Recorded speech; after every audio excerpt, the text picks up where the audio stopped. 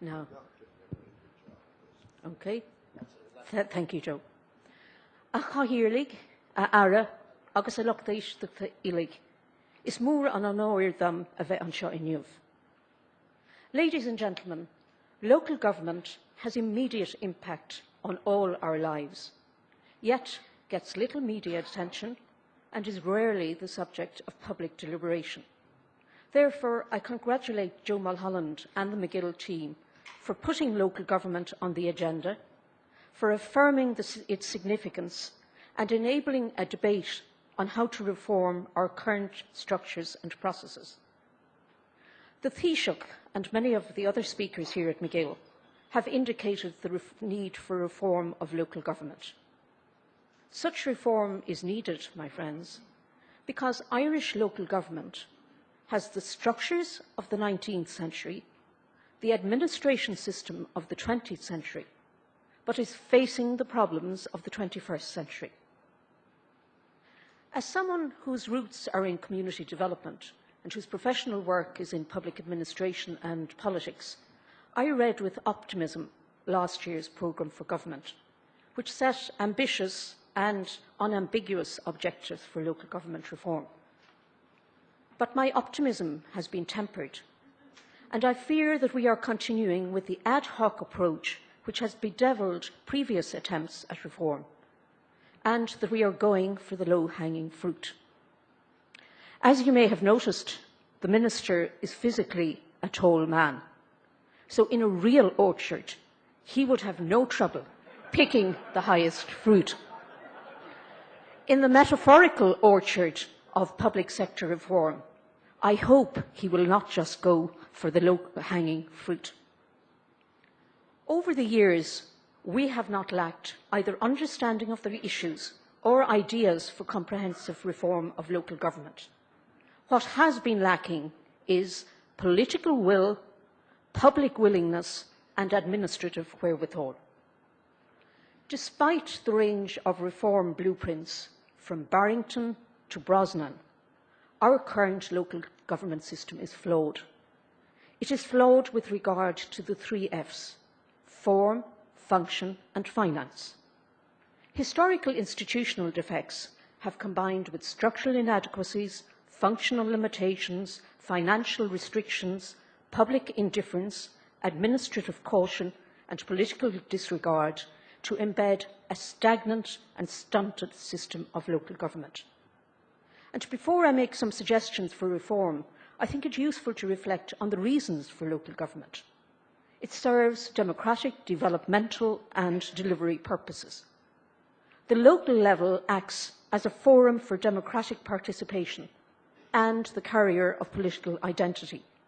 Therefore, any reform needs to reinforce this democratic salience of local government and ensure a platform for active citizenship, providing an arena in which the policies affecting our daily lives can be debated and shaped and enable citizens to hold our elected representatives to account, as has been advocated by Mahon. As the level at which policies are implemented, the developmental and delivery roles of local government are critical. One of the virtues of local government is its awareness and understanding of local issues and its flexibility to respond to local needs and demands. In Ireland, such responsiveness is crucial. The problems of Donegal County Council are very different from those confronting Dublin City Council, while Cavan and Cork have also very different needs. Calls for reform are rife. We've had a citizens' assembly, a constitutional convention, as we all heard last night, has just been sanctioned. There's a lot of support for a second republic, and a strong vision for a flourishing society has recently been articulated by Task. All these developments indicate dissatisfaction with the status quo. We need serious and open debate on the value of local government, the values which underpin it, and agreement on the type of multi-level government which is appropriate for our country. Reform needs to begin with clarification of the purpose, role and functions of local government. The current opaque system is part of the problem. The role of local government as an enabler of democracy I've already addressed, but Ireland's centralised politico-administrative system has stifled local government and rendered local government insignificant for most of the citizenry.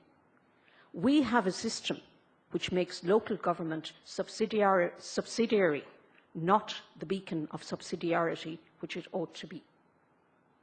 The range of functions assigned to local government in Ireland is much narrower than is the norm elsewhere. But in addition to their specific functions, local government also has a vital role in the furtherance and delivery of national policy, whether through mandate from the centre or through interaction with state agencies and local development bodies.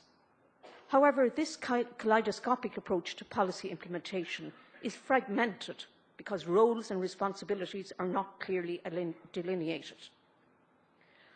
Although previous reform efforts have diagnosed the problems and identified ways to streamline and coordinate delivery, there has been a failure to implement the reforms fully and to enforce the required changes of approach and mindset.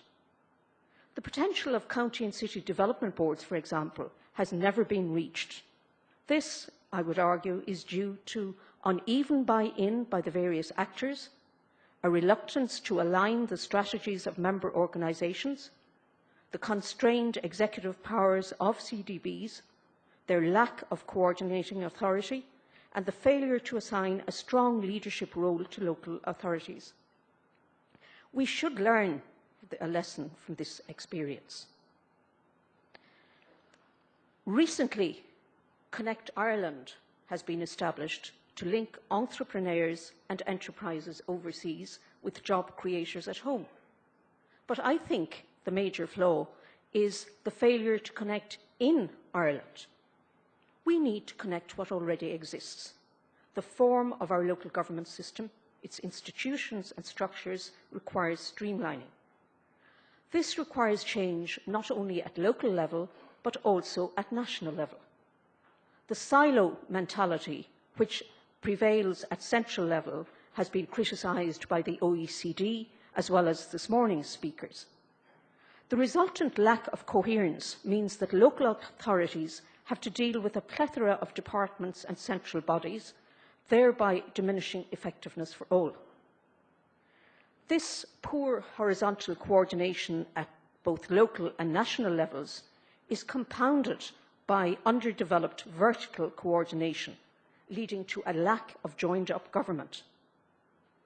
Similarly, the structures which are in place at regional level serve to further confuse. The diversity of regional designations in Ireland is absolutely ludicrous. For example, the regions designated for politico-administrative purposes such as planning and those for waste management, tourism and industrial development do not have consistent boundaries. Linkages between regional bodies and both local and national government tend to be ad hoc and pragmatic rather than strategic. We have failed to create a proper Dublin region, while throughout the developed world, coherent city regions with consolidated services and integrated policies are the norm. Do we in Ireland think we are very different? Another fundamental issue is the role of our politicians, which has been addressed frequently during MacGill. Do we want policymakers or personal fixers? The clientelist, personalist model of representative government might have been appropriate in an era of limited literacy and elite education. But modernisation has altered the relationship between the representative and the represented. But our political culture and our system of governance do not reflect such changes. Our politicians need to focus more on policy making than policy taking. In his great poem, September 20th, 1913, W.B. Yeats was concerned about fumbling in the greasy till. Almost a century later, the report of the Mahon Tribunal underlines the need to strengthen the ethical framework within which our political systems operate. Attention should also be paid, as was evident in the last session, to our electoral system. Reform is also needed to ensure that our political and electoral systems are structured so as to represent the diversity of Irish society in terms of social status, gender, ethnic origin, etc. An initial, and I hope interim, measure has been taken with the introduction of gender quotas, which might address the fact that only 17% of our county and city councillors and 21% of town councillors are women. But such measures treat the symptoms rather than the disease. Furthermore, the social composition of our local authorities in Ireland does not reflect the cosmopolitan society that is Ireland in 2012. And now for finance, a topic high on the agenda today. As the debacle over the household tax illustrated, the financing of local government is unsatisfactory.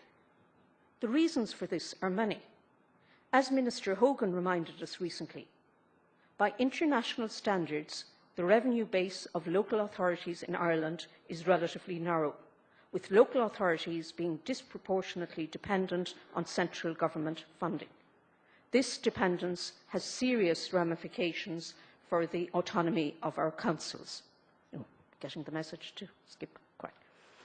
The current disconnect between where money is raised and where and how it is spent has profound consequences, not just for service provision, but also for democratic accountability. And that disconnect encourages what is called fiscal illusion, when government revenues and spending are not fully observable by taxpayers. There have been occasions when reform has been disingenuously presented to the public. Sometimes what is termed savings is in reality cost shifting. So any future reform would require that each element is unequivocally costed and that the financial and other implications are evident. However, this lack of specific knowledge in many of the recent so-called debates about the household tax suggests that there is little awareness of the realities of the cost of local government services. In the much lauded Scandinavian systems, yes, citizens are involved in deciding how local revenues are spent, but they are also contributing substantially to those local revenues in the form of local taxation. Reform of our local government finance will require a change of outlook by citizens as well as politicians and administrators. We're not the only country reforming our system, and there are many lessons to be gleaned from elsewhere. With regard to the pace and organisation of reform, there is much to be learned from the coordinated and considered approaches adopted in Finland and Australia, for example. Not for them a haphazard approach, but an approach which sees local government reform as an integral part of reordering and connecting their system. Scotland has included local government people in national policy, and England keeps on revising its local government system. So the problems are clear. How might we reconstitute the system and reform and rebuild it? Well, reform and rebuilding require courage, serenity and wisdom. Political courage to take a holistic rather than a populist perspective. Serenity to accept that there are elements we should not change. And the wisdom to undertake a comprehensive reform that connects processes and structures both vertically and horizontally. Local government cannot be viewed in isolation. The emphasis must be on joining up. In a nutshell, I think, we need to align, define and assign competences from Brussels to Brosna. At national level, we need clearly defined policies, effective linkages between departments and agencies, and service-level agreements with those implementing policies at all levels. Policy making needs to facilitate structured involvement of local authorities in spheres that affect the local level, and a multi-annual budget for local government capital spending should be adopted rather than the current annual uncertainty. At regional level, we need coherence. Whatever the number of regions, the radical element of reform at regional level must be the synchronisation of the regional designation of all public bodies. This would enable strategic and coherent organisation and delivery of policies and services. I'm rushing. Such coherent regional configuration would eliminate duplication and service fatigue. And it would also enable meaningful data to be collected so that we could have an evidence base for policies and services. At local level, we need reformed structures and finances so that local government is accorded and accomplishes its rightful role. The economic role is already being championed by the Minister, but the role of local authorities is broader than economic development. Local government has a key part to play in promoting community well-being and social justice. This implies devolution of decision-making regarding issues such as transport, education, responses to crime and social issues, as well as responsibility for building standards, consumer issues, etc. Such devolution would lead to changes in approach. Choices would have to be made, with local actors making those choices and responsible for the consequences. No longer would it be possible for elected representatives, local administrators or citizens to distance themselves from decisions and blame the centre. I'm skipping the most things. Local government needs stable and sustainable sources of funding with increased local financial responsibility, but also increased local discretion, not just the decentralisation of penury or illusory cost shifting. As it currently operates, local government is imperfect.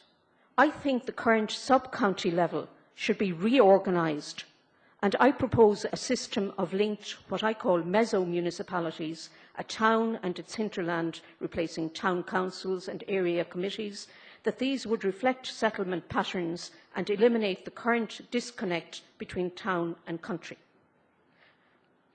The meso-municipalities should serve as local conduit for all public services and all development endeavours at this level, and also as mechanisms for structured engagement with communities.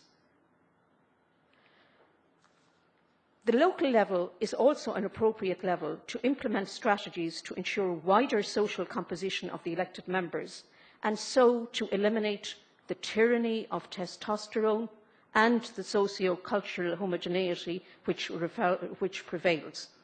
This is also the level where we could introduce plebiscites, recall of elected members, participatory budgeting and so on, innovations which were touched on in this afternoon's session.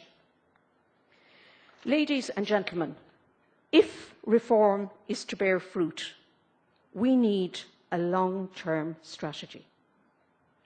To achieve a system of responsive, responsible and representative local government, we need clarity on the purpose and role of local government, capacity for action at the local level, cohesiveness in central local interaction, committed leadership at all levels, community involvement, citizen engagement and continuity in our reform strategy.